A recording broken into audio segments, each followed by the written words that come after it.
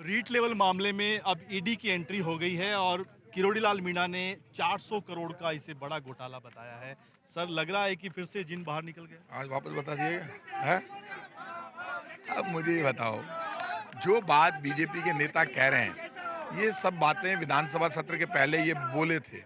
और विधानसभा का जब सत्र आया तब मैंने कहा था, रीट के मामले में उन्होंने हमारे दो नेताओं को टारगेट किया, नारे लगाए।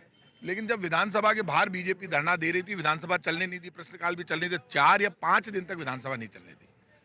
तब हमने उनसे कहा कि आपके जितने भी आरोप है, कागज तो टेबल कर दो, सदस्यता चली जाएगी, हमें जांच भी करानी पड़ेगी। लेकिन वो सबूत नहीं दे पाए। जब राजस्थान का बीजेपी नेतृत्व फेल हो गया, अब ये बोल केंद्र ने अपने हाथ में ले लिए। और ये पहले से तय था कि जब बीजेपी राजस्थान की फेल हो जाएगी तो केंद्र की बीजेपी उतरेगी मैदान में, तो उतर गई। आप कह रहे हैं कि दूध का दूध पानी का पानी हो जाएगा, यानी इस जांच पर भी आपको पूरा भरोसा है? नहीं, इस जांच पे तो अब जांच चालू होने दो। मुझे मेरे भरोसा करने से कोई, आप मुझे बताओ, इस जांच की जरूरत ही नहीं थी। पूरा दूध का दूध पानी का पानी हो चुका है। रीट की सच्चाई तो सबके सामने है। फिर भी आप पॉलिटिकली वॉर करने के लिए और इस तरह से आप कहते हो। आप मुझे ही बताओ, ईडी के मामले में हाईकोर्ट ने तो मना कर दिया जांच कराने के लिए, तो क्या राजस्थान, ये जो केंद्र की सरकार है, ईडी वाले हैं, ये तो हाईकोर्ट से बने हैं। ये तो जांच ही गलत गई है।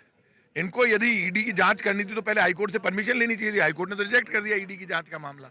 याद है आपको, हाईकोर्ट में गए थे लोग। आप कह रहे हैं कि असल मुद्दों से ध्यान भटकाने की कोशिश। बिल्कुल, ये महंगाई के मुद्दे से, बेरोजगारी से, भूख से, गरीबी से और देश में जो जुल्म हो रहा है उससे ध्यान हटाने के लिए कभी दंगे करवाते हैं।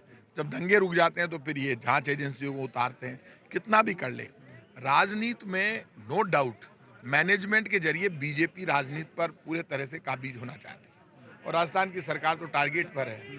तो राजस्थान की सरकार को तंग करने के लिए, राजस्थान के हर नेता को, कार्यकर्ता को तंग करने के लिए कुछ भी कर सकती है बीजेपी। लेकिन इन सब परिस्थितियों से हमें तो निपटना ही पड़ेगा।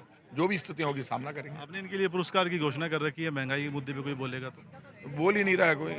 501 रुपये इनाम का दूंगा, आवे तो सही। ना पेट्रोल पर बोले, ना डीजल पर, ना गैस सिलेंडर पर, ना सब्जी पर, ना तेल पर, ना रोटी पर, ना बेरोजगारी पर। तो महंगाई पर जिस दिन ये बोलेंगे 501 रुपये का इनाम दूंगा। और इतने नकटेर बेईमान हैं, कहते हैं कि राजस्थान में गहलोत साहब सस्ता कर दे पेट्रोल। तो शर्म नहीं आती? 11 रुपये टैक्स रेटें तुमने बढ़ा दी, हमने तो कम किए ही थे।